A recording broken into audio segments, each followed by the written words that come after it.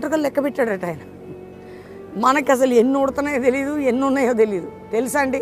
అసలు ఎవరైనా లెక్క పెట్టేటోళ్ళు ఉంటారా? పోనీ మీరు ఏదైనా స్కిన్ కేర్కు ఆ కేర్కు పోండి, ఉంటారా? నీ తల వెంట్రుకలన్నీ లెక్కింపబడి ఉన్నాయట.